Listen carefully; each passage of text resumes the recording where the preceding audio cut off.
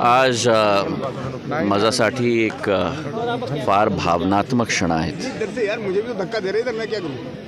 हे भूमी वीरताची भूमी आहे. हे भूमी बलिदानची भूमी आहेत. ही भूमी भारत माताची एकता आणि एक अखंडता कायम हो तेच उद्देशाला घेऊन मराठा साम्राज्याचे सरसेनापती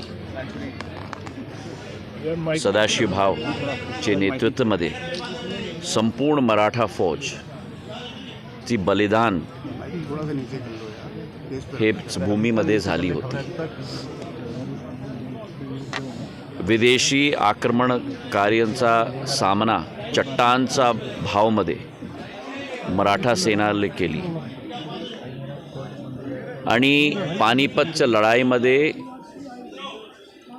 विजय प्राप्त माझ्या मनापासून हेच भाव आहेत मराठा साम्राज्याचा झाला होता. 60,000 मराठांचा कुर्बानी इथे झाली, पण ते ज्वालामुखी महाभारतीचा एकताचा, महाभारतीची अखंडताचा आमची एक भावनात्मक लगाव आहेत. आमचा एक रक्ताचा रिश्ता आहेत.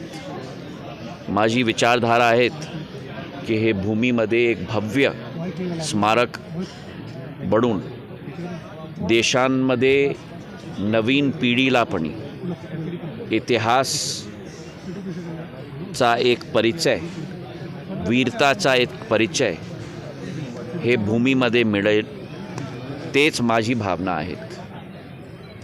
माझी कोशिश होईल की एक भव्य स्मारक आणि एक शिक्षाचा केंद्रपणी हे भूमीमध्ये स्थापित करून एक उद्देश आम्ही एक देशवासीला देणार. देशची भावना, भारतच्या जवळ त्याग आणि तपस्याचा भावना ते उत्पन्न हे भूमीवरून होणार हेच माझी आशा आहे. सर, मिलिंद देवराने आज माझ्यासाठी एक फार भावनात्मक क्षण आहेत.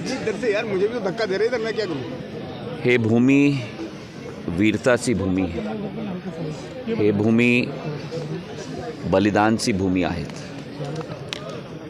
ही भूमी भारत माताची एकता आणि एक अखंडता कायम हो तेच उद्देशाला घेऊन मराठा साम्राज्याचे सरसेनापती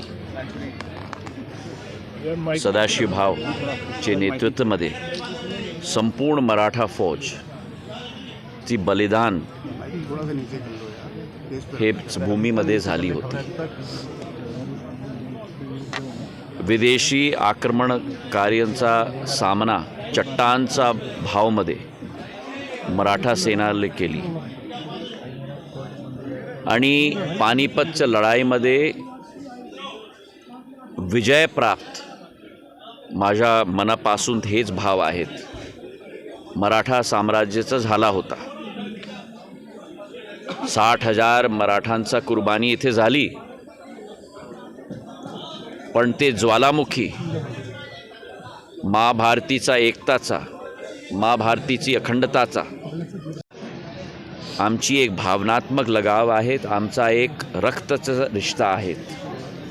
माझी विचारधारा आहेत की हे भूमीमध्ये एक भव्य स्मारक बनून देशांमध्ये नवीन पिढीला पण इतिहासचा